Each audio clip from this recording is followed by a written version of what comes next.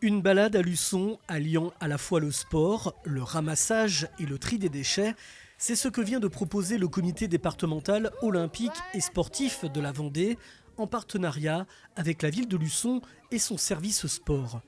Mercredi dernier, 70 personnes ont participé à cette balade éco-sportive.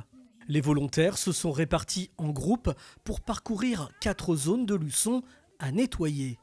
Après un échauffement commun en musique, les plus grands comme les plus petits ont dû s'équiper. On avait demandé à ce que les gens viennent avec des gants, des gilets jaunes et puis pour ceux qui n'étaient pas équipés, bien évidemment, nous avons pu fournir gilets, gants et puis bien évidemment les sacs pour ramasser tous les déchets. Le top départ de cette journée a été donné depuis la Motodame.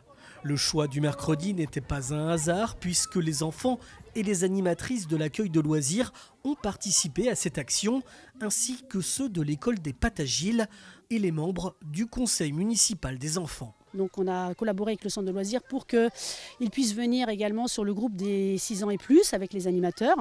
Et puis notre école de motricité, le club des Patagiles, qu'on a également tous les mercredis matins, où on a sollicité les familles pour qu'ils puissent accompagner leurs enfants et les sensibiliser en fait à cette action. Accompagnés d'animateurs et de parents, 4 groupes ont sillonné des zones à dépolluer. Autour de la Motodame, des cités d'Humaine, Pierno ou dans différents espaces verts, ces jeunes randonneurs protecteurs de l'environnement ont trouvé sur leur passage de nombreux déchets. J'ai ramassé un os de chien, j'ai ramassé des bouts de verre, des bouteilles, plein de choses en plastique, surtout beaucoup de mégots. Des mégots de cigarettes, des emballages et des canettes et du plastique. Alors j'ai trouvé quelque chose qui va dans les roues d'une voiture. Et j'ai trouvé des bouteilles en verre, j'ai trouvé plein de mégots. Des tuiles, des canettes de bière, des capsules et des vis. Tu trouves que c'est normal quand on se balade de trouver des déchets comme ça ? Non, ça se fait pas pour notre planète. Nettoyer la nature et améliorer le cadre de vie des habitants, c'était l'enjeu pour ces enfants sensibles à la qualité de notre environnement. Parce qu'autrement, à un moment, il n'y aura plus de terre et il n'y aura que des déchets de partout. Je prends des exemples sur d'autres pays comme le Maroc. Il y a plein de déchets de partout. J'y étais en vacances et il y a plein de déchets de partout. Il n'y a aucune personne qui fait des efforts pour la planète. Tu trouves qu'à Luçon, il y a beaucoup de déchets ? Un peu moins quand même. Il faudrait que tout le monde ramasse et puis jette plus et puis notre planète serait belle. Je trouvais que c'était bien pour l'écologie et que c'était intéressant aussi à faire. Tu trouves qu'elle est sale la ville ?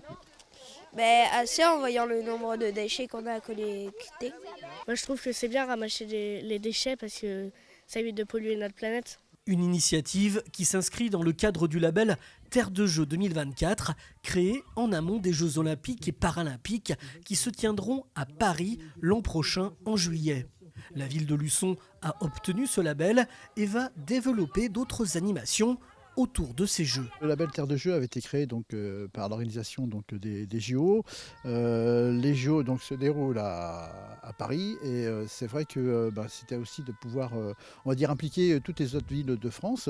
Donc c'est pour cette raison que Luçon s'y est inscrit. Le partenariat avec l'Octos Vendée facilite l'organisation de différentes manifestations. C'est un prétexte pour permettre à tout public, jeune, moins jeune de pratiquer une activité sportive. Donc ça peut être comme aujourd'hui dans un cadre environnemental, c'est-à-dire le prétexte c'est de ramasser des déchets, mais l'idée c'est qu'il y ait de plus en plus de personnes qui fassent du sport. Après plus d'1h30 de marche, cette activité physique a permis de collecter plus de 25 kilos de déchets.